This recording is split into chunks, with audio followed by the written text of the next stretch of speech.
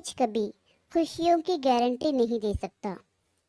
एक सुंदर सी कन्या अनामिका कॉलेज में अपना ग्रेजुएशन पूरा करती है। तभी उसकी मुलाकात एक लड़के राहुल से होती है। राहुल भी बहुत ही स्मार्ट और माता पिता का आज्ञाकारी बेटा है। दोनों एक दूसरे को पसंद करने लगते हैं।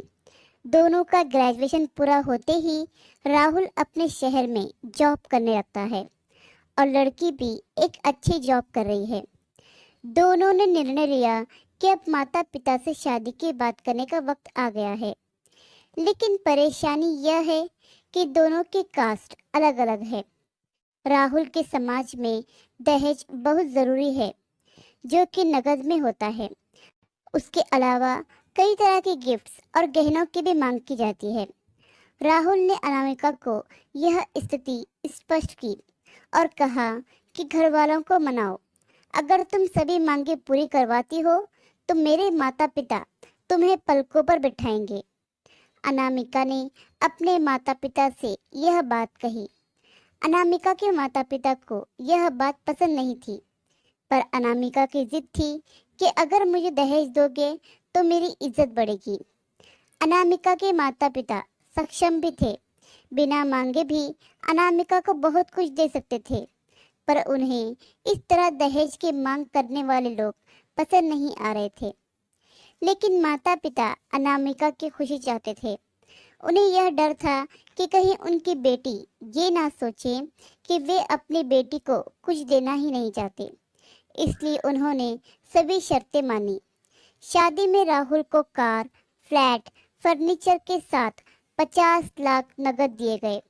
साथ ही अनामिका को गहने भी दिए गए और सभी रिश्तेदारों को गिफ्ट्स और कपड़े भी दिए गए। शादी बहुत धूमधाम से की गई, कोई कमी नहीं छोड़ी गई।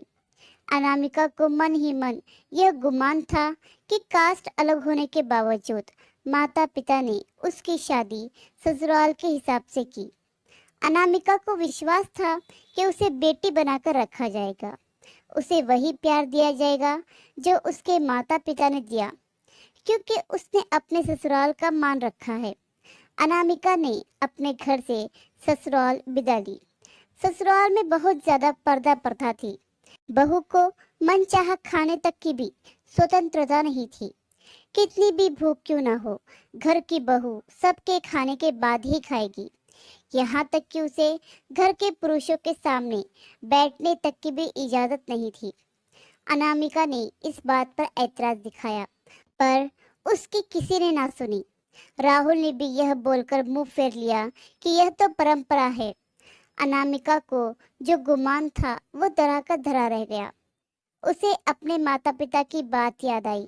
जब उन्होंने समझाया था तो वह उनसे बहुत लड़ी थी। उसने ससुराल में बात करने का फैसला किया। अनामिका ने अपने सास ससुर और पति से बात की, लेकिन उन्होंने नहीं सुनी। उसे बहुत बेरहमी से पीटा गया। अनामिका ने कभी ऐसा व्यवहार नहीं देखा था। उसे जिस लाए हुए दहेज पर घमंड था वह चूर चूर हो गया था। अनामिका को माता पिता से बात करने भी शर्म महसूस हो रही थी और इसी कश्मकश में एक दिन अनामिका ने अपने आप को खत्म कर दिया।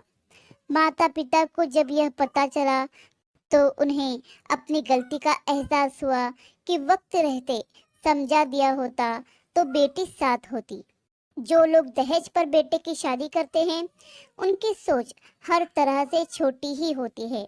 जो बेटे को नीलाम कर सकते हैं वो किसी और की बेटी को कैसे अपनी बेटी बना सकते हैं।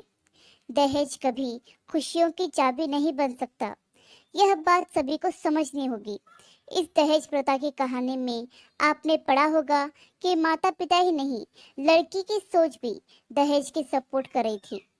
कई बार लड़कियों को दहेज का गुमान हो जाता है, पर जो लोग लोभी होते हैं वो कभी अच्छे नहीं हो सकते। यह बात सबको समझने की जरूरत है। कहानियां जीवन में बहुत मायने रखती हैं। कई बार बड़ी से बड़ी डिग्री भी ज्ञान नहीं देती। एक छोटी सी कहानी जीवन बदल देती है। शिक्षाप्रद कहानी को आधार बनाकर अपने बच्चों को जीवन का सच्चा ज्ञान दें। आशा करती हूँ कि कहानी आपको पसंद आई होगी। कहानी पसंद आई तो लाइक, सब्सक्राइब और शेयर करना बिल्कुल भी ना भूलिए। और हाँ, बेल आइकन को ज़रूर प्रेस कीजिए। धन्यवाद।